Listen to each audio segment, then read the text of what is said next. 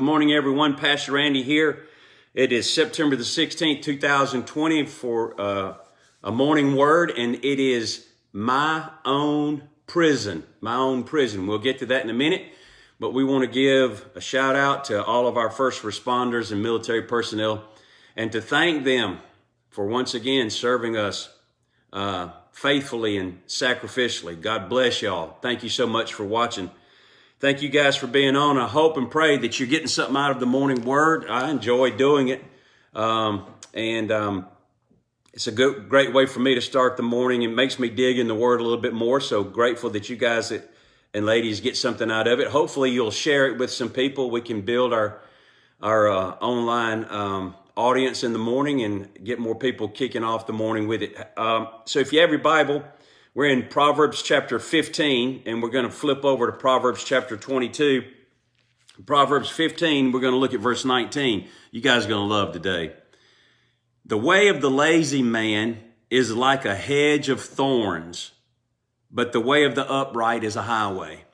We're going to focus on the first part of that. The way of the lazy man is like a hedge of thorns. It's being contrasted now by the upright whose life is has the analogy of a highway. If you flip over to Proverbs 22 and look at verse 13, it says, the lazy man says, there is a lion outside, I shall be slain in the streets. There is a lion outside, I shall be slain in the streets. It's an excuse for not going to work. So what we want to talk about this morning is creating our own prison.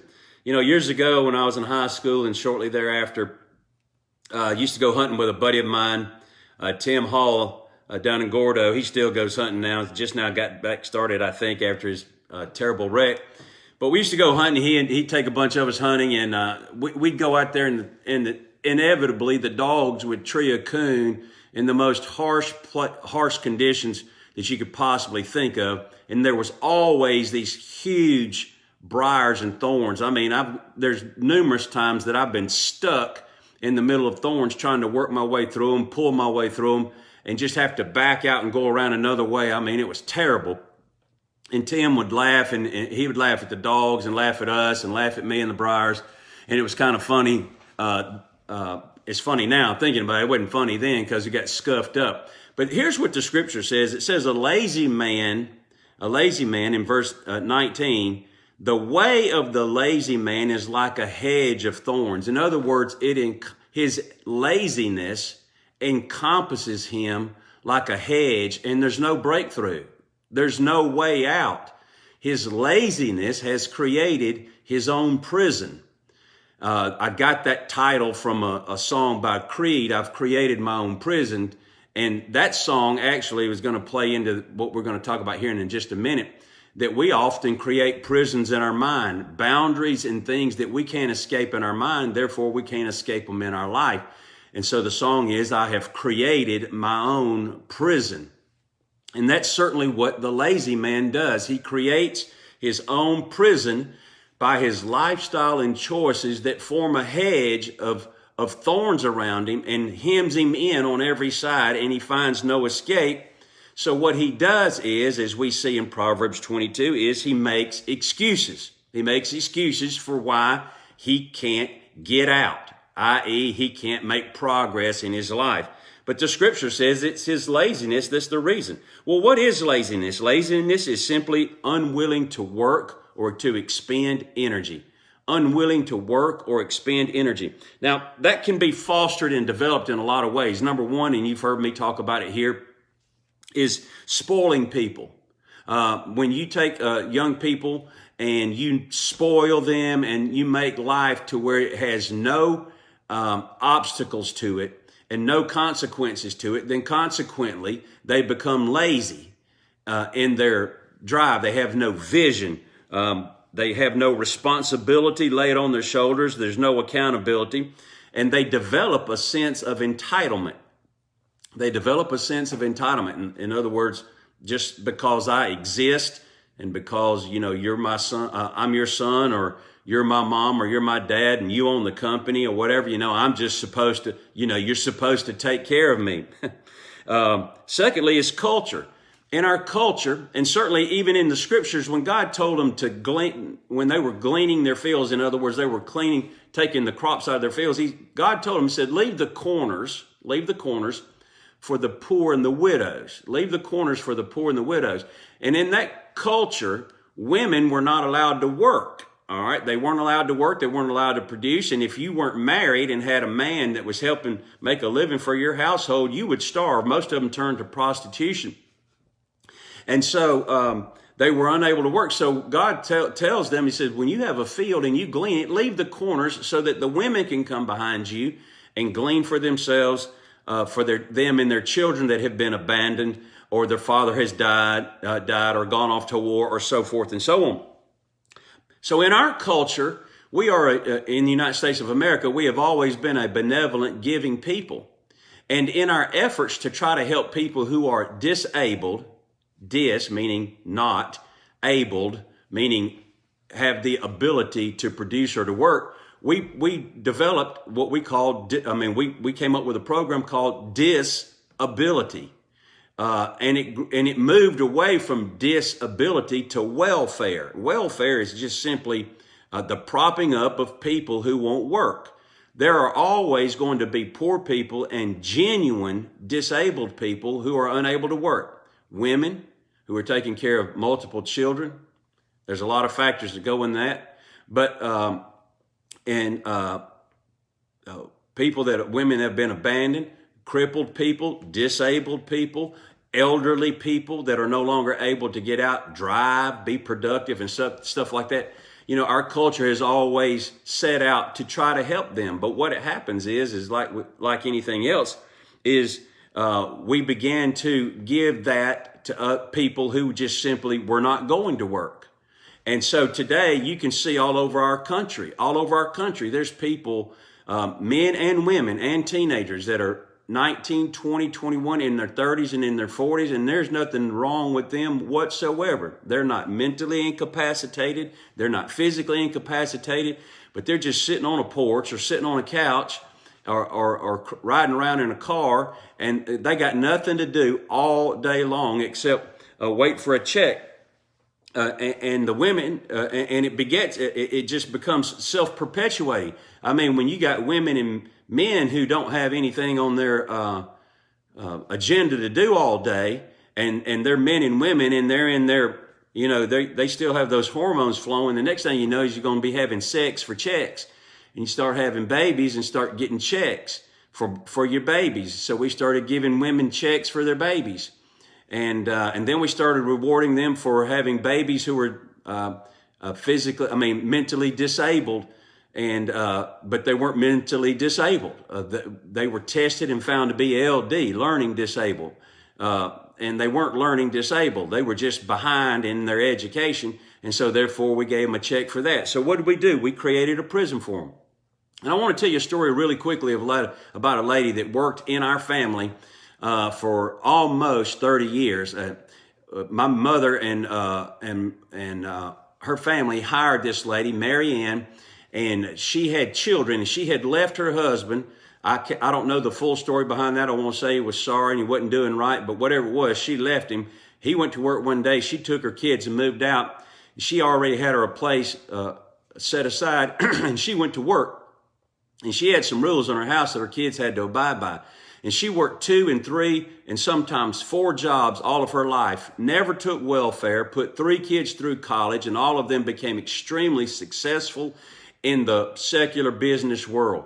And on the day that she died, she was still sitting on weekends with my aunt, who is now deceased, who had multiple sclerosis. And she would work a job all during the week, get off on Friday, come to my aunt's house, stay till Monday morning, and go back to work. She'd stay all weekend at my aunt's house, keeping her 24/7. And she never took a dime. So I always look at her as being somebody who made up their mind to get it right. Now, let me tell you how that happened. Her mother told her when she was being raised, if you ever have children out of wedlock, I'm not raising them. Well, lo and behold, Mary Ann had a child out of wedlock, and she wanted to go to a dance one night. And her mother told her, she said, I'll keep your child for 2 reasons. One, for you to go to work, or 2 for you to go to school. Any other reason, I'm not keeping them. Well, Mary Ann wanted to go to a dance that was down at the Benjamin Barnes YMCA. And she slipped out of the house, put the baby to bed. She was living with her mother, put the baby to bed, slipped out the back of the house and went down the street 3 or 4 blocks to the dance.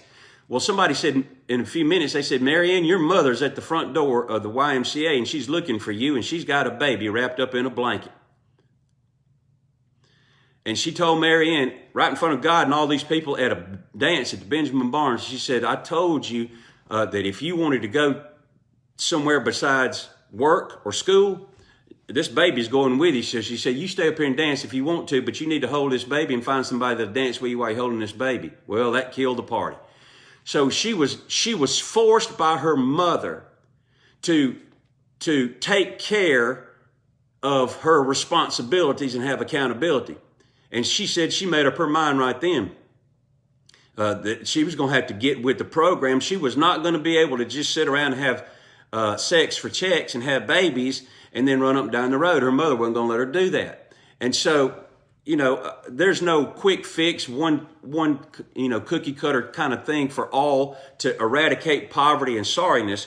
But here's the deal. Where there is sorriness and where there is laziness, God said that's going to make a hedge around you. And the next thing it creates in you is a spirit of poverty.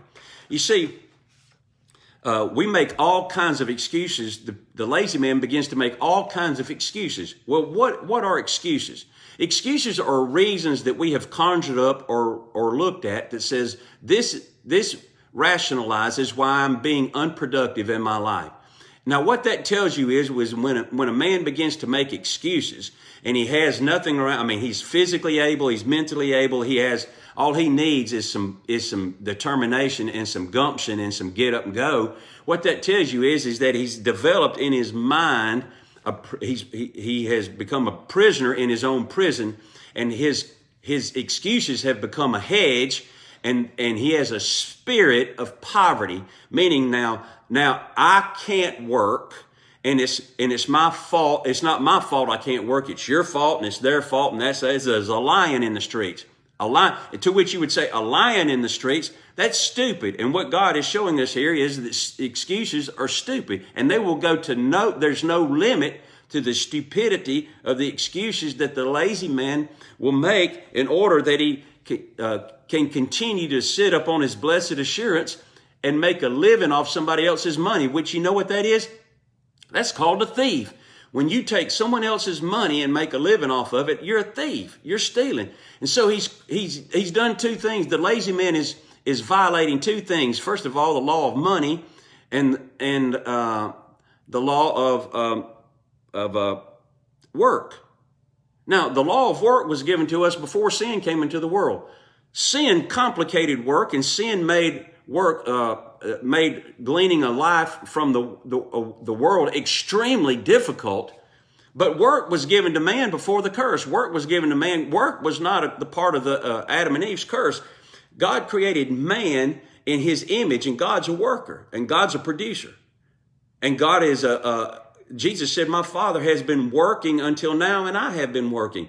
Well, he finished his work of creation on the 6th day, and on the 7th day, the Sabbath, he rested. But he has not finished his work of redemption. God is still at work today in the earth, calling and drawing men to himself, equipping them to do the work of the ministry.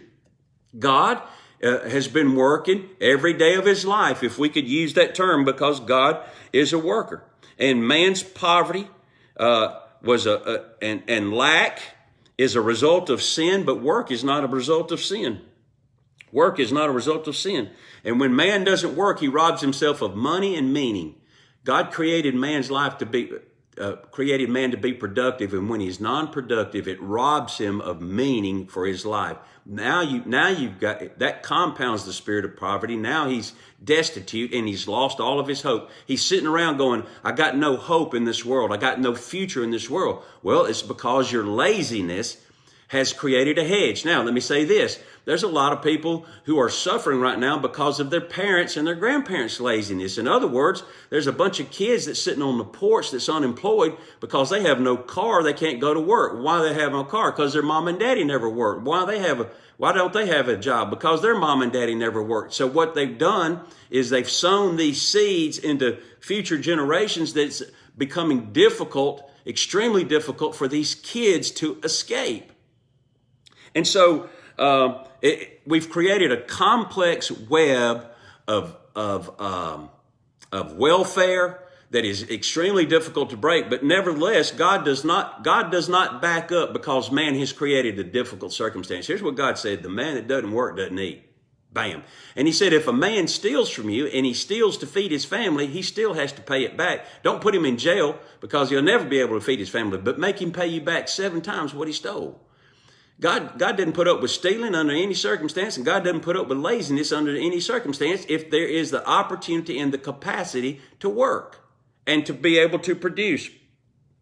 And so there's only 3 ways to overcome it. One is we learn from the scriptures. Number 2 is we labor. You cannot overcome poverty by wishful thinking and by blaming people and by having excuses. You overcome by learning how to overcome it, by laboring or lack. Listen, or you overcome it by lack. What does that mean? God said the man that doesn't work, doesn't eat. We are not supposed to be propping up people who won't work, who have opportunities and abilities to work. God said, let them do without. Let them do without. Moms and dads, when your kid won't get a job, okay? If you don't want to put them out on the street so that they have to sleep in a sleeping bag, I don't know that any parent probably would do that unless they're a drug addict and stealing from them or something. But I tell you what you do. If they're going to sit around the house, you put them to work in your house. Put them to work at the house. When I get home, this place better be vacuumed, the beds better be made, the dishes better be washed, the place better be dusted, and the grass better be cut. And then, only then, I'm going to feed you supper, breakfast, and lunch. I ain't buying you any clothes. I'm not buying you a car, and I'm not buying you insurance. When you get tired of sitting around here being unproductive, you can get on out there and get with the program like everybody else. And so you say, Pastor Randy, I just can't do that to my children. Well, then cripple them for the rest of their life. That's okay. You can do that and curse the rest of the generations in your family. But you're going to have to, and we're going to have to, and this country's going to have to say, you know what? Here's what I'm going to give you: a chance. I'm going to give you a chance. And you're going to have to take that chance or you're going to suffer. And it's going to be some slow walking and sad talking. But that's just the way it is. God does not back up from this, people. God does not back up from it. Are there some exceptions to the rule? Yes. But the general principle is laziness creates your own prison. And if you built it, you got to live in it. Or as the old folks say, if you made that bed, you got to sleep in it. And the only way to overcome it is to learn better, labor, or lack. Just do without until you get sick and tired of doing without. No one owes us anything but a chance, okay? No one owes us anything but a chance. Give your kids a chance and give them the tools to work with, but then make them work. We got to make them work and make them be productive. Give them some chores. And then we ourselves, here we are, and I'm gonna hurry up with this really quickly, but here we are. We start off in our 20s trying to figure out how we can get out of work in our 50s. That's not God's design. That's not God's design. Now, you may quit working for a wage when you're 50, but you don't need to quit working. You need to be doing something that's productive and that is contributing to the welfare of your house, your church, or your community. God's retirement system in the Bible was the lid on the casket. When the lid was closed, your work was done. If the lid is open and you're able to walk and talk and hear and function, we are supposed to be productive. Listen, that's why older people, you have to take the car keys away from them, because if they've been productive all their life, when you take away their keys, they feel like they've lost their independence and their worth. You're robbing. You think you're taking away their keys, but in their mind, you're taking away their meaning, their purpose. And I'm telling you, A man that does not work is not fulfilling his God-given created purpose in the earth. Remember now, work is not always for money, but work is simply being productive, being able to do things for yourself and for other people. And there are people right now in the nursing homes, there are people right now that are disabled that would give everything they ever had just to be able to be independent and to be able to get up and go and do things. And here we are right now. We've got a generation of people and a bunch of them out there running around like chickens with their head cut off and burning things down, saying, we want you to provide for everyone else. Listen, that if you take my money and make a living, you're a thief. So you don't want to work, you want to steal. So I'm going to quit beating this horse a little bit this morning. It's something that just galls me to no end. My grandmother on Saturdays, I'll close with this. My grandmother on Saturdays, you know, kids won't sleep late on Saturday. My grandmother used to come get my fanny out of the bed on Saturdays at 6 o'clock in the morning. 6 o'clock in the morning on Saturdays. Make me jump up, eat a Pop-Tart, put my shirt on, still had sleep in my eyes, hadn't brushed my teeth, get in the car with her and go down to Moundville to where her brother, my great uncle, had thousands of acres leased. And it wouldn't be 7 o'clock in the morning. I'd be picking purple hull peas till the car and the truck wouldn't hold them brown Winn-Dixie bags full of them anymore. And then we'd come home and she said, now you want to do something? I'm going to fix you a good drink and a barbecue sandwich. And I sit out there under the tree, me and Tara, when she got older, and I'd shell peas till dark.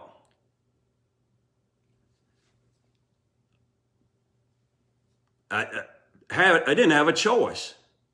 That's when we didn't play ball 24/7, you know, play ball on Saturdays in the afternoons or something, you know, but my grandmother would have a day's work done by 9 o'clock in the morning on Saturday morning. And she didn't cut anyone any slack, baby.